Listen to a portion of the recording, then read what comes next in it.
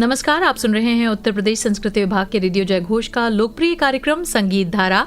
आज हमारे मेहमान हैं इस कार्यक्रम में गायक और हारमोनियम संगीतकार दिनकर द्विवेदी जी। आप आकाशवाणी से बी हाई ग्रेड कलाकार हैं और बतौर हारमोनियम संगीतज्ञ भातखंडे संस्कृति विश्वविद्यालय में कार्यरत भी हैं। आपका हमारे स्टूडियो में बहुत बहुत स्वागत है दिनकर जी। बहुत बहुत धन्यवाद आपका। संस्कृत विभाग के इस जयघोष कार्यक्रम में मुझे आके बहुत अच्छा लग रहा है। धन्यवाद आपका जी। सबसे पहले तो दिनकर जी मैं आपसे यही सवाल पूछना चाहूँगी कि जहाँ करियर के बहुत सारे ऑप्शंस होते हैं और जिस जनरेशन से हम चले आ रहे हैं, हम पर हमेशा पढ़ाई के लिए पाबंदी होती है कि खेलो मत, संगीत में मत जाओ, टीवी मत देखो, म्यूज़िक पे मत जाओ। ऐसे में आपके लिए कितना मुश्किल रहा संगीत को चुनना और फैमिली का सपोर्ट रहा या नहीं रहा, और आपने ये कब तय किया कि इसको प्रोफेशन के तौर पर, करियर के तौर पर आपको लेकर चलना है? देखिए, ऐसा है कि मैं बचपन से ही हमारे पूज्य बाबा राम प्रसाद द्विवेदी जी, जो कि एक अध्यापक थे, हाँ, और वो कवि भी थे, तो हमारे घर में बचपन से ही एक क्रिएटिव माहौल रहा। हाँ, और संगीत का माहौल रहा।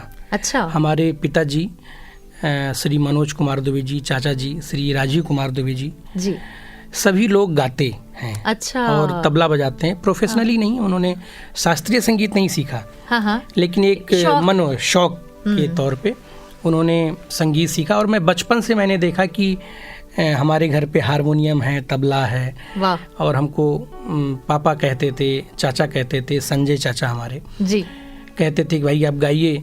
और बाबा का हमारे बहुत मन था ये कि मैं संगीत के क्षेत्र में अपना करियर बनाऊं और आगे बढ़ूं। अच्छा। और बचपन से हम फोक गाते थे। अच्छा। फोक गाते थे और काफ़ी, हम अयोध्या जिले के हैं, वहाँ बहुत प्रोग्राम्स हमने ऐसे किए हैं जी, जो राजनीतिक प्रोग्राम। और फोक गाते गाते बाबा जी को ऐसा लगा मेरे कि अगर आपको करियर बनाना है इसमें, तो आप विधिवत इसकी तालीम लीजिए, हाँ, तब आप संगीत में आइए तो ज़्यादा अच्छा होगा।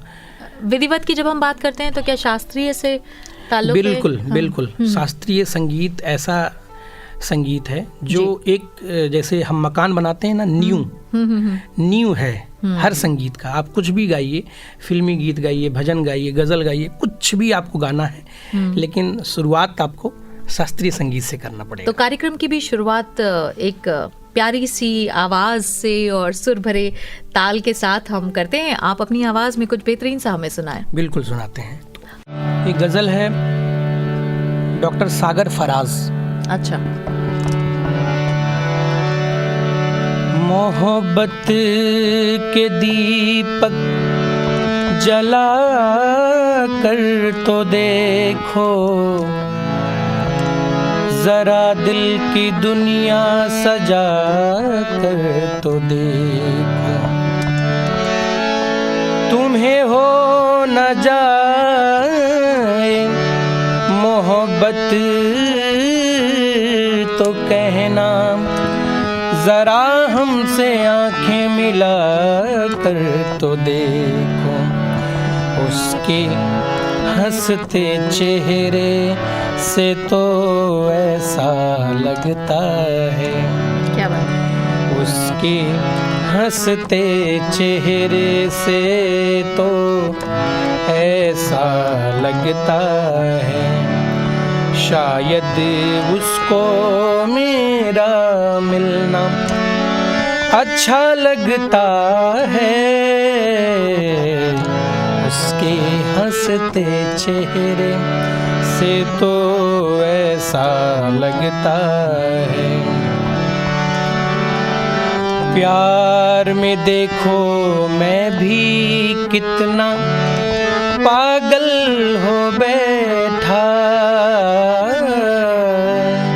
प्यार में देखो मैं भी कितना पागल हो बैठा, प्यार में देखो मैं भी कितना पागल हो बैठा, मुझको हर एक चेहरा उस उसके जैसा लगता है।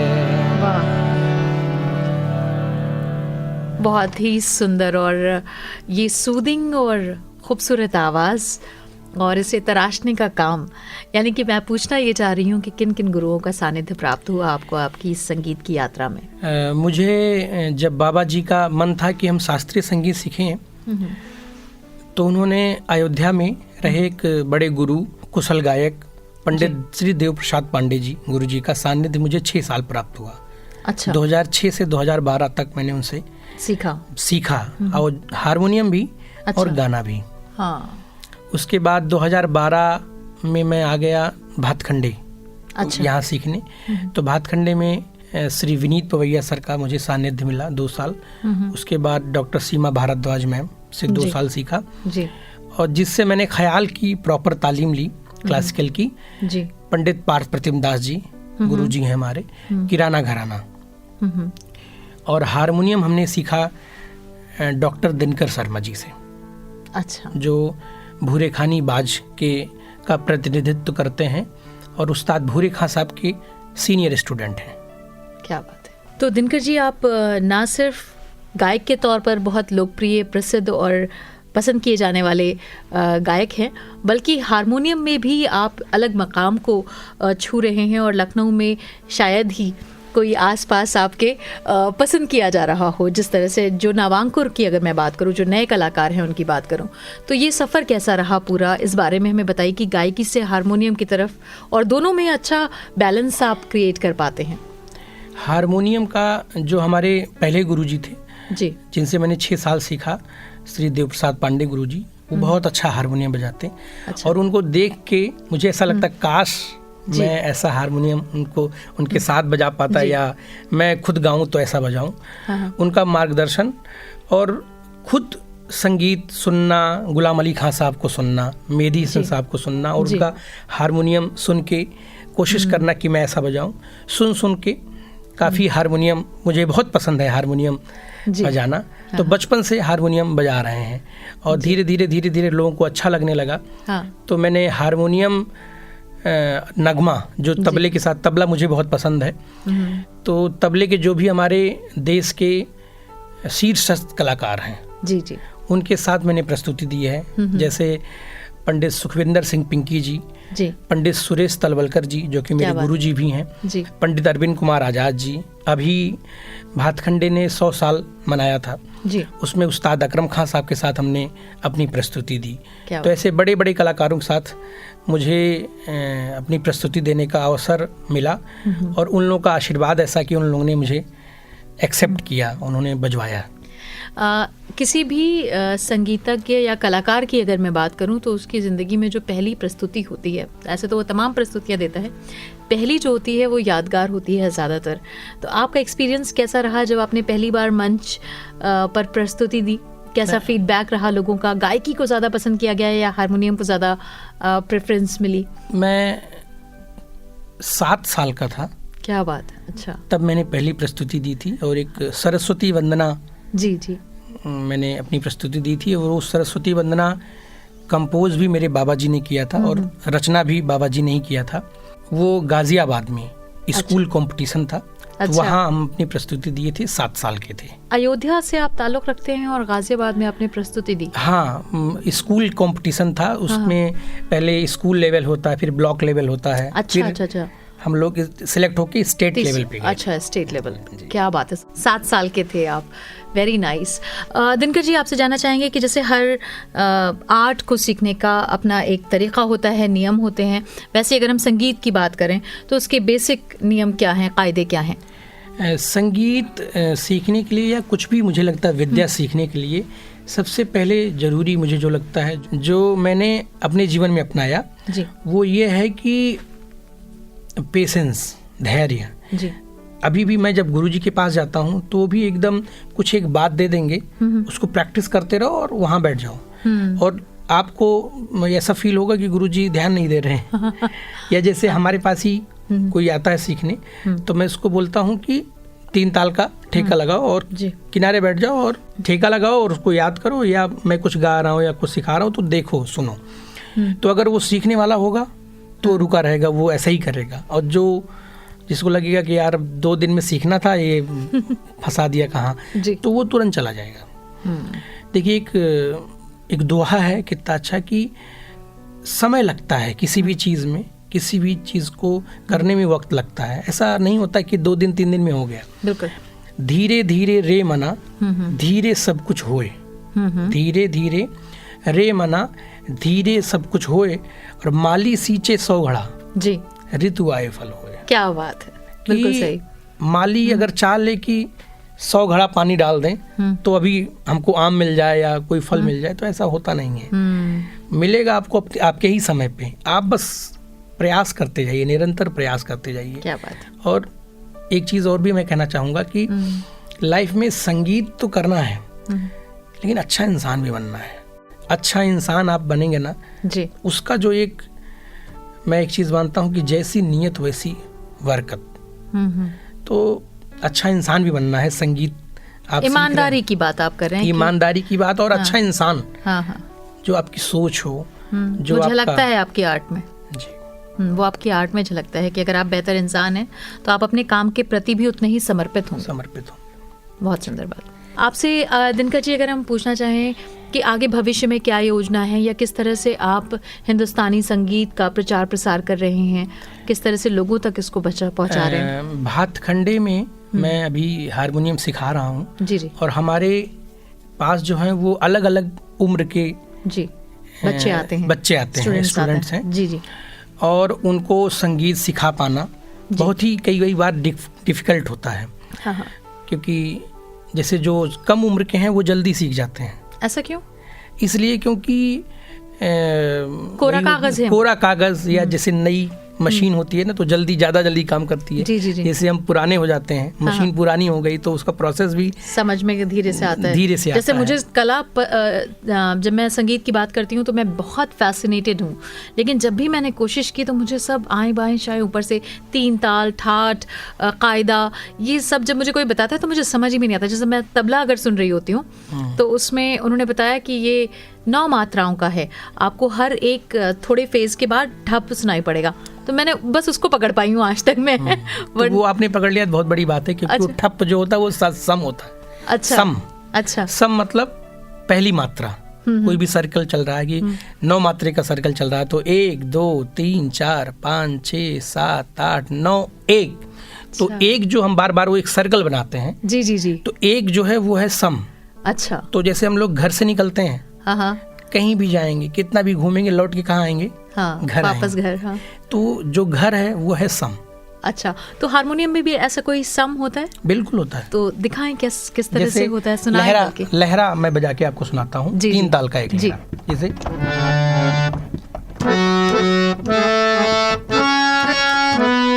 1 2 3 4 5 6 9 10 11 12 13 14 15 16 1 2 3। कोई भी ताल का सर्कल चल रहा है और वो एक आपको ढूंढना है। अच्छा, कि वो सम कहाँ है? सम कहाँ है, वहीं से काउंटिंग चलती है। तो जब आप प्रस्तुति दे रहे होते हैं, जैसे आपने उस्ताद अकरम खान के साथ प्रस्तुति दी, और उस समय वो कोऑर्डिनेशन कैसे होता है? मतलब वो आपको हिंट देते हैं कि मैं ये अब ताल देने जा रहा हूँ और आप उसको पकड़ते हैं, आपका या पहले से रियाज होता है? ऐसा नहीं है जी। जैसे उन्होंने बताया कि हम 3 ताल बजा रहे हैं, तो आपने पहले से ही आपको पता है कि 3 ताल में कितनी मात्रा होती है। वो लय बता देंगे कि भाई इस लय में हम बजा रहे हैं। हाँ। यही आपको सीखना होता है, यही अभ्यास करना होता है कि वो कुछ भी बजाएंगे, आपको अपनी लय में रहना है। बस इतना सा काम है, लेकिन इतना सा काम ही बहुत बड़ा काम है। बहुत बड़ा काम है। लहरा बजाना, लय को समझना, तो बहुत मुश्किल काम है। इतने सारे कलाकारों के बीच में बहुत सारे सिंगर्स हैं, बहुत सारे हमारे पास नृत्य के कलाकार हैं, उसमें कुछ ही लोग वो मकाम अचीव कर पाते हैं जहां वो उस्ताद कहलाते हैं या फिर गुरु कहलाते हैं। क्या अलग बनाता है उन्हें? क्या डिफरेंट ऐसा वो अपनी आर्ट में लाते हैं जो दूसरे नहीं ला पाते? मेरे हिसाब से जो भी गुरु लोग होते हैं जी, हम लोग तो अभी सीख रहे हैं। हाँ। बच्चे हैं, गुरु भी यही कहते हैं कि हम अभी तक सीख ही रहे हैं। हाँ, वो गुरु भी यही कहते हैं, क्योंकि संगीत जो है ना जी, वो एक रास्ता है। इस पे चलते जाइए, मंजिल नहीं है। मंजिल नहीं है, सिर्फ रास्ता है। और जैसे मेरे गुरुजी, हमने कहा कि हम सीख रहे हैं, गुरुजी कह रहे हैं हम भी सीख रहे हैं, और उनके गुरुजी भी कह रहे हैं हम भी सीख रहे हैं। हाँ। ऐसा वाला है कि संगीत में कोई गुरु नहीं है। क्या बात। संगीत में सब स्टूडेंट हैं, विद्यार्थी हैं। जैसे मैं थोड़ा बहुत जो भी जानता हूँ टूटा फूटा, आपने अभी संगीत सीखना शुरू किया जी, तो आप 1-2 महीना आपने सीखा, तो आपको पता चल गया। और कोई पीछे से आया, उसने सीखना शुरू किया, तो आप उससे ज्यादा जानती हैं ना। करेक्ट। ना। और मैं आपसे थोड़ा ज्यादा जानता हूँ। मेरे गुरुजी हैं वो हमसे ज्यादा जानते हैं, उनके गुरुजी हैं। तो ये संगीत जो मुझे जो लगता है वो एक ऐसा है कि यात्रा है, बस उसमें चलते जाना है और बस मस्ती में रहना है। संगीत एक ऐसा माध्यम है, मुझे ऐसा लगता है, जो आनंद कर देता है जीवन को। वाह, आपने 2 बहुत खूबसूरत शब्दों का इस्तेमाल किया, मस्त और आनंद। तो चलिए आपकी आवाज में कुछ और सुनते हैं ताकि हमारे श्रोता भी जो है इस वक्त आनंदित हो सके। एक मेरी कॉम्पोजिशन है जी, उसको सुना रहा हूँ जी। ठंडी हवा के झोंके चलते हैं हल्के हल्के, ठंडी हवा के झोंके चलते हैं हल्के हल्के, ऐसे में दिल न तोड़ो वादे करो न कल के, ठंडी हवा के झोंके चलते हैं हल्के हल्के, ऐसे में दिल न तोड़ो वादे करो न कल के, ठंडी हवा के झोंके। बिस्तर की सिलवटों से महसूस हो रहा है, बिस्तर की सिलवटों से महसूस हो रहा है, मौसम हुआ गुलाबी रंगीन जाम छलके, तोड़ा है दम किसी ने करवट बदल बदल के, ऐसे में दिल न तोड़ो वादे करो न कल के, ठंडी हवा के झोंके। ये मेरी कॉम्पोजिशन है। बहुत सुंदर। लिखा भी आप ही ने? नहीं, अच्छा, किसी और का है? किसी और का है, लेकिन धुन मैंने बनाई है। क्या कोशिश बात है, बहुत ही सुंदर और बहुत ही फैसिनेटिंग। कुछ ऐसे गीत और कंपोजिशंस होते हैं जो आपको मंत्रमुग्ध कर देते हैं, और आई एम श्योर ये जो आपका कंपोजिशन है ये सभी को बहुत पसंद आने वाला है। आपने इसका एल्बम भी निकाला है? नहीं, अभी अच्छा, नहीं किया है, अभी आगे कोशिश रहेगी जी। किस तरह से आप हारमोनियम की शिक्षा का प्रचार प्रसार कर रहे हैं, और ऐसे वक्त में जब वेस्टर्न म्यूज़िक का दौर है, लोग गिटार सीखना चाहते हैं और तमाम तरह के वेस्टर्न म्यूज़िक इंस्ट्रूमेंट्स की तरफ जा रहे हैं, हारमोनियम के लिए अभी वो क्रेज़ है बच्चों में? बिल्कुल है और हमेशा रहेगा। अच्छा। हारमोनियम एक ऐसा इंस्ट्रूमेंट है, आप कभी भी देखिए कि कहीं भी आप जाइए तो सबके घर पे एक ना एक हारमोनियम होगा ही।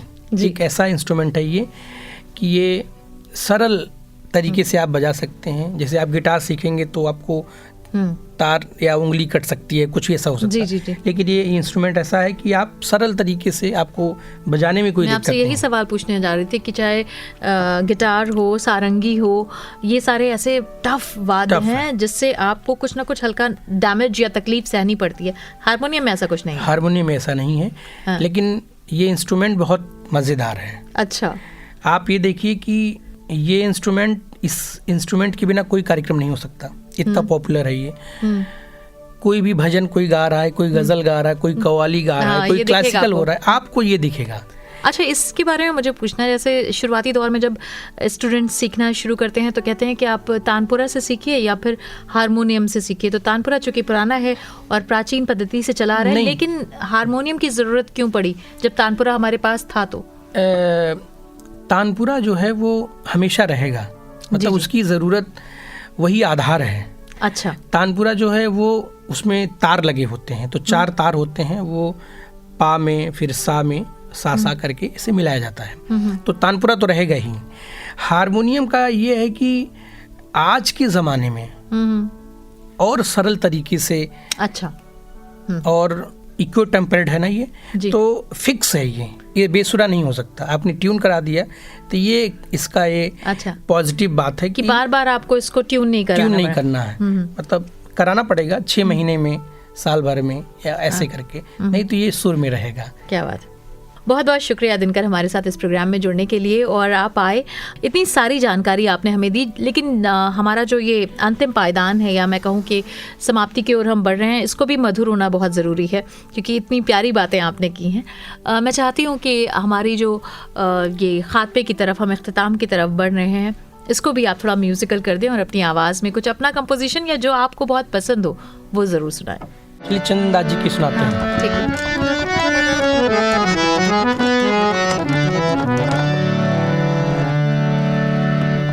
दिल न मिलते तो मुलाकात अधूरी रहती, दिल न मिलते तो मुलाकात अधूरी रहती,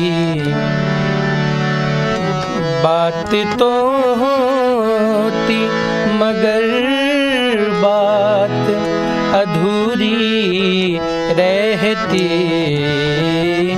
दिल न मिलते तो मुलाकात अधूरी रहती। शुक्रिया तेरा तेरे आने से रौनक तो बढ़ी, शुक्रिया तेरा तेरे आने से रौनक तो बढ़ी, वरना ये महफिल जज्बात अधूरी रहती, वरना ये महफिल जज्बात अधूरी रहती। वाह, क्या बात है। और इसमें कोई शक नहीं है कि हमारा आज का जो कार्यक्रम है, आज का जो एपिसोड है, इसमें आपके आने से रौनक ही रौनक बढ़ गई है। बहुत बहुत शुक्रिया हमारे साथ इस कार्यक्रम में जुड़ने के लिए, और आइंदा हम आपको इसी तरह के कलाकारों से, जिनके ज़रिए आप संगीत के ज्ञान को अर्जित करेंगे, मिलाते रहेंगे। दिनकर जी, आप आए, आपने अपना कीमती वक्त हमें दिया, इसके लिए बहुत बहुत धन्यवाद। आपका भी बहुत बहुत धन्यवाद। जय